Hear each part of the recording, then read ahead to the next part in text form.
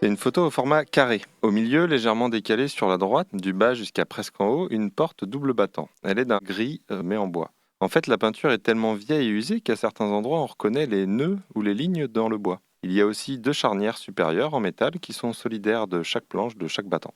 Elles sont rouillées et colorent un peu le bois par l'écoulement en temps de pluie. Au-dessus de la porte, il y a une marquise dont la structure est probablement en bois, mais elle est recouverte de métal, lui aussi coloré d'un joli marron-orange parce que rouillé, mais juste sur la surface. Faisant le contour de cette marquise et pour la décorer, des demi-cercles dans le même métal, mais moins rouillés, qui font penser à de la dentelle. Tout autour de la porte, sur la façade, des tôles de zinc qui restent à certains endroits colorées de leur peinture d'origine, un rouge orangé comme sur le pont du Golden Gate. Sinon, on y voit le gris du zinc.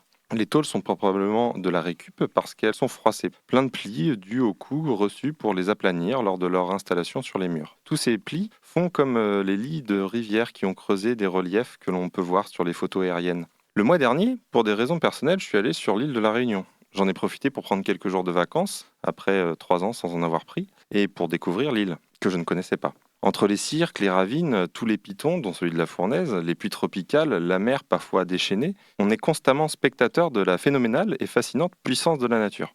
Le samedi matin, je suis allé au grand marché de Saint-Pierre, des fruits, des légumes, de la vanille, du rhum, des poulets, etc. Et plein de souvenirs pour les touristes, des habits, des pierres volcaniques ou non, du parfum, du miel, des bijoux, des attrape-rêves, j'en passe et des plus incongrus.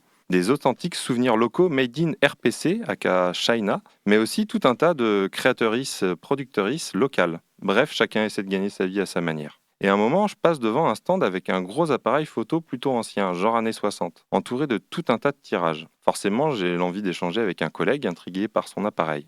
C'est un Hasselblad 500 avec viseur poitrine. C'est l'appareil qui a été utilisé par les astronautes sur les premières missions lunaires de la NASA. Et donc, qui fait des photos au format 6:6, donc carré. Et ça fait un petit temps que j'ai envie de faire de la photo carrée, après quelques essais lors du confinement. Mais c'est difficile d'en faire quand dans ton viseur, c'est pas carré, que ton œil voit en 2/3 ou autre. Donc l'échange est super intéressant. Et puis j'ai envie d'acheter un tirage comme souvenir un peu unique du voyage et pour soutenir les collègues. Mais comment choisir parmi le choix important et fantastique de clichés rendant bien compte de la beauté de la nature de l'île? Je penche pour un arbre de fleurs rouges magnifique, mais j'ai bien aussi envie d'avoir le paysage d'un cirque. Ou pourquoi pas une photo de lave en fusion, qui est ouf. Et puis finalement, contre-pied. Une porte plein cadre, donc. J'ai moi-même une série de photos de vieilles portes usées. Mais ici, j'ai pas trop prêté attention à ce qui m'attire l'œil habituellement en milieu urbain, subjugué par la nature. C'est un peu l'occasion de ramener ce que je n'ai pas vu finalement. Son titre donc c'est Case postale 97-4. Parce que je vous ai pas dit, mais en fait, sur la partie gauche de la façade, à peu près à mi-hauteur dans la photo, on voit une fine ligne horizontale noire dans le mur, comme une incision. Cette petite incision, c'est en fait une discrète ouverture pour y glisser le courrier. Et donc l'auteur de la photo, c'est Jean-Patrice Côme. Et puis depuis, j'ai acheté un argentique qui fait du 6:6 format carré. Mais pas le même que Jean-Patrice parce que d'occasion, le sien, c'est dans les 1500 à 3000 euros quand même.